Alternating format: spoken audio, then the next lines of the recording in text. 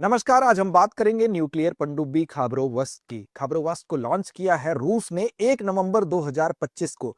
तो आइए जानते हैं इसके विषय में कुछ महत्वपूर्ण तथ्य इसी खबर के आलोक में। सबसे पहले बात करते हैं न्यूक्लियर पनडुब्बी खाबरोवस्क के विषय में कि इसको लॉन्च करने के साथ साथ रूस ने वो क्या संदेश दे दिया है वैश्विक जगत में। विशेष तौर पर जो यूरोप और अमेरिका के देश हैं उनको इस लॉन्चिंग के साथ ही एक राजनीतिक मैसेज देने की भी कोशिश की गई है। अगर हम बात करेंगे कि इसको कहां पर लॉन्च किया गया तो रूस के सेवमैश शिपयार्ड में इसको लॉन्च किया गया है, जो कि शेवरोविड्स वहां का जो शहर है जिसका नाम है शेवरोडविंस्क, उस शहर का नाम है, वहां पर इसको लॉन्च किया गया। उसी के शेवमैश शिपयार्ड में लॉन्च किया गया है। अब इसको इसकी खासियत क्या क्या है उसको सबसे पहले देख लेते हैं। तो इसकी खासियत की बात करते हैं। सबसे पहले देखिए, एक तो इसकी लंबाई और चौड़ाई आप देखिए, 113 मीटर ये लंबा है और ये 10 मीटर चौड़ा है। साथ साथ पानी के अंदर इसका जो वजन है, यानी कि इसको जब कोई भी सबमरीन, कोई भी इस तरह की जो पनडुब्बी होती है, जब पानी में उसको आप ले जाएंगे तो कितना पानी वो विस्थापित करता है, उससे उसके आकार, उसके वजन का अनुमान लगाया जाता है। तो ये 10,000 टन जो है, इसका जो वजन या विस्थापन जिसको कहते हैं, डिस्प्लेसमेंट कहते हैं, वो है। यानी कि पानी के अंदर, यानी कि ये इसका आकार ठीक ठाक बड़ा है। 10,000 टन ये पानी विस्थापित करता है। अब इसमें जो ईंधन है वो बहुत कम लगता है। ईंधन कम क्यों लगेगा? क्योंकि इसके अंदर जो न्यूक्लियर रिएक्टर है उससे ये चलता है। जो इसके अंदर, इसको न्यूक्लियर रिएक्टर्स जो होते हैं वो पनडुब्बियों का हार्ट कहे जाते हैं, पनडुब्बियों का दिल कहे जाते हैं। अब इसमें इसकी वजह से ईंधन की जरूरत बहुत कम पड़ती है। अब ये पानी के अंदर जितना ईंधन कम खर्च होगा तो ईंधन को लेने के लिए इसको बहुत ज्यादा ईंधन पर जब डिपेंडेंसी नहीं होगी, पानी के अंदर ईंधन अगर जनरेट हो रहा है, कम खर्च होगा। जितना कम खर्च होगा, स्पीड स्लो होगी, उतना कम इसको पानी के ऊपर आने की जरूरत होगी, उतना लंबे समय तक ये पानी के अंदर रह पाएगा। अब ये देखिए, 3 से 4 महीने तक, यानी 90 दिन से लेकर 120 दिन तक बिना सतह पर आए ये सबमर्ज तरीके से ये अंदर रह सकता है। और अधिकतम गति की अगर बात करें तो 30 से 32 नॉट्स, यानी 30 से 32 समुद्री मील इसकी गति है। आप जानते हैं कि एक नॉट में 1.852, अगर एक नॉट की बात करें तो 1.852 किलोमीटर पर आवर की जो है वो स्पीड होती है। और ये अगर इस समुद्री मील्स को अगर आप कन्वर्ट करेंगे इससे, तो आपको पता चल जाएगा कि कितना किलोमीटर प्रति घंटा की स्पीड हुई। अब देखिए, ये तो इसकी खास बात है। इसके अलावा देखिए, ये पारंपरिक पनडुब्बियों जैसी नहीं है। इसमें क्या है, ये एक प्लेटफॉर्म की तरह भी काम करती है। किस चीज के प्लेटफॉर्म के लिए? तो लॉन्च प्लेटफॉर्म फॉर पॉसिडोन। पॉसिडोन जो है, इस पर 6 पनडुब्बी, 6 पॉसिडोन अंडर वाटर ड्रोन ले जाने की इसमें क्षमता है। पॉसिडोन क्या है? तो पॉसिडोन बेसिकली एक अंडर वाटर ड्रोन है। अंडर वाटर ड्रोन का मतलब ये हुआ कि जैसे ड्रोन क्या करता है, बाहर सतह के ऊपर जैसे इमेज लेना हो, कहीं पे कोई चीज कैप्चर करना हो, सूचना हो, अन्वेषण हो, इसके लिए उपयोग में लाया जाता है। उसी तरह से पानी के अंदर जो है, इस पोसीडोन का इस्तेमाल होता है। और ये 6 पोसीडोन अंडर वाटर ड्रोन ले जाने की क्षमता रखता है। यानी बिना इंसान के पानी के अंदर चलने वाला एक प्रकार का रोबोटिक कह सकते हैं सिस्टम है, रिमोट या ऑटोमेटिक सिस्टम से ये कंट्रोल होता है। और डीप वाटर जो ऑपरेशंस होते हैं उसमें इसका इस्तेमाल किया जाता है। बहुत बहुत गहराई में काम करने की क्षमता इसके पास होती है, ताकि दुश्मन की जो ट्रैकिंग सिस्टम होती है उससे भी ये बच सके, सोनार या अन्य ट्रैकिंग सिस्टम से ये बच सकता है। तो ये इसको खास बनाता है। और साथ साथ इसमें टारपीडो ट्यूब भी लगे होते हैं। टारपीडो ट्यूब क्या होता है? तो ये पाइप जैसी संरचना होती है, टारपीडो ट्यूब जो होती है। और ये इसी पाइप जैसी जो संरचना होती है, इसी के माध्यम से जो आप मिसाइल, समुद्र के अंदर जो पानी के अंदर मिसाइल दागने का काम करते हैं, उससे मिसाइल दाग के आप आत्मरक्षा के लिए भी ये टॉर्पीडो ट्यूब भी लगा हुआ है कि अगर इस पर खुद की अगर सुरक्षा करना होगा तो इसी पाइप जैसी संरचना से पानी के अंदर ये मिसाइल दाग सकता है।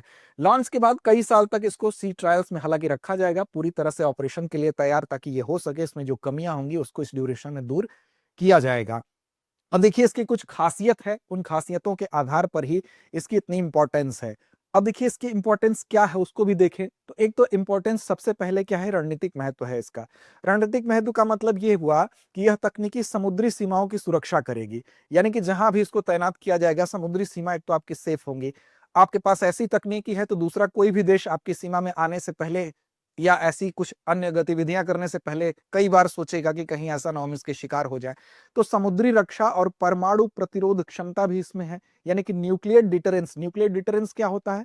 यानी कि किसी भी देश के पास अगर कुछ ऐसी क्षमता होती है जिसके आधार पर दूसरा देश उसके ऊपर हमला करने से डरे, तो कब डरेगा? जब अगले देश के पास ऐसी क्षमता होगी जिसका सामना दूसरा देश नहीं कर पाए, उसके पास उस क्षमता से निपटने की कोई प्रणाली नहीं होगी।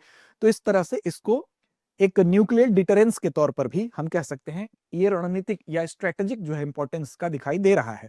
साथ ही साथ अगर आप देखेंगे तो पोसिडोन जैसी जो प्रणाली है, यानी कि एक बहुत ही खतरनाक प्रणाली मानी जाती है, दुनिया की सबसे उन्नत और खतरनाक प्रणाली में से एक इस तकनीकी को माना जाता है। तो टेक्निकली अगर देखें तो ये काफी स्ट्रांग है। स्ट्रांग ऐसे है क्योंकि ये जो ट्रैकिंग प्रणाली होती है, जैसे बहुत अंदर जाके ऑपरेशन करने में सक्षम है, दुश्मन की सोनार या ट्रैकिंग सिस्टम से बच सकता है, साउंड बहुत कम होता है इसमें, यानी कि अकॉस्टिक सिग्नेचर है, यानी कि पानी के अंदर पनडुब्बी द्वारा जितना कम साउंड होगा उतना ज्यादा वो पनडुब्बी क्या होगी, कारगर होगी। तो इसका कम साउंड होना ये उतना ही इसको कठिन बनाता है दुश्मनों को पहचानने में। तो इस तरह से ये इसकी टेक्नोलॉजिकल हम कह सकते हैं इसकी इंपॉर्टेंस है। इसके अलावा इसका इंपॉर्टेंस इतना ही नहीं है, इसके अलावा आप देखें तो पॉलिटिकल भी है। पॉलिटिकल कैसे है, तो देखिए जो अमेरिका है या यूरोप की अन्य जो कंट्रीज है जिनसे प्रतिस्पर्धा है, जिनसे कि रशिया का संबंध बेहतर नहीं है, अब उनके लिए इसके माध्यम से एक राजनीतिक संदेश भी दिया गया है। नाटो जैसे देशों या बराबर उससे आगे रूस अपने पास उन लोगों से बेहतर तकनीकी रखता है, ये एक राजनीतिक संदेश भी देने की यहाँ पर कोशिश की गई है। साथ ही साथ सुरक्षा के दृष्टिकोण से अगर देखें, सिक्योरिटी का इंपैक्ट अगर आप देखें तो पोसिडोन को कहा जाता है कि ये डूम्सडे वेपन है। डूम्सडे वेपन क्या होता है, ध्यान रखिएगा, इसको क्या कहा जाता है, इसको कहा जाता है कि ये डूम्सडे वेपन है। अब डूम्सडे वेपन होता क्या है, ये एक ऐसा खतरनाक हथियार होता है, यानी कि इसका प्रयोग जब किसी क्षेत्र पर किया जाएगा, किसी देश पर किया जाएगा, या इससे भी बड़ी इकाई पर किया जाएगा, तो व्यापक पैमाने पर ये मानवीय और आर्थिक संकट पैदा कर सकता है। ऐसे हथियारों को जो बहुत व्यापक प्रभाव डालने में सक्षम होते हैं उनको डूम्सडे वेपन्स कहा जाता है। तो इसको पोसिडोन जो है इसको डूम्सडे वेपन के तौर पर जाना जाता है।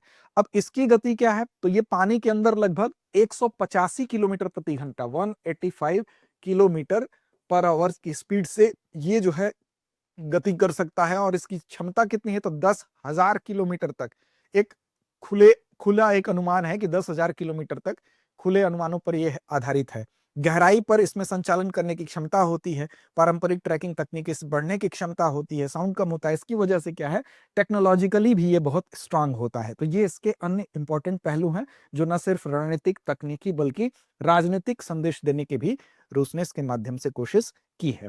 तो चलिए अब एक चीज और जानिए, इसका निर्माण किस कंपनी ने किया, तो इसका निर्माण किया है एक रूबिन रूबिन कंपनी थी, जो कि central design bureau of marine engineering, central design bureau of marine engineering, तो रूबिन ने इसका निर्माण किया है, central design bureau of marine engineering ने उसके द्वारा इसको विकसित किया गया है। तो चलिए अब अंत में चलते हैं अभ्यास प्रश्न की तरफ।